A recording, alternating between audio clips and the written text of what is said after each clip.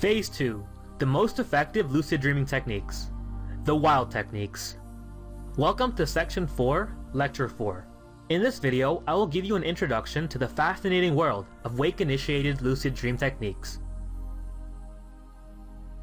I think Daniel Love, an avid lucid dreamer and author of the book Are You Dreaming, describes wild techniques the best when he says, "Essentially, you're choosing some form of focus upon which to pin your consciousness, whilst letting the process of sleep and dream occur simultaneously." Now, what you choose to focus your consciousness on depends on your own personal preference. You can choose to focus your intention on simple mental tasks, or you can use something like visualization, and you can even engage your tactile or kinesthetic senses as you drift into sleep. First, I will introduce the Wake Back to Bed method. Wake Back to Bed is a very basic technique upon which the other three wild techniques are built upon. All of the techniques begin very similarly to the Wake Back to Bed method. However, as you fall back to sleep, you will pick something different to focus your mind upon.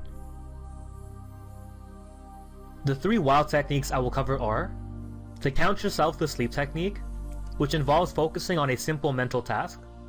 The second is the Impossible to Movement practice, which involves focusing on your tactile senses. And then finally, I will cover the Familiar Scene Visualization technique, which involves focusing on visualizations. Here are some points to keep in mind. Wilds can be challenging for beginners, so don't get discouraged if you can't get it down the first time, or if you fall asleep too early. It's definitely worth the investment, because if you can nail down how to do a wild, then you can have lucid dreams on demand. Also, if you can't successfully do a wild after 30 minutes, then quit the attempt and go back to sleep. Don't sacrifice your sleep for a lucid dream. You will feel tired and groggy the next day. Just try again later. That concludes our video on wild techniques.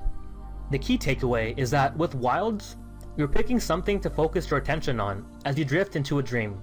It requires a balancing act between being conscious, while at the same time allowing your body to fall asleep.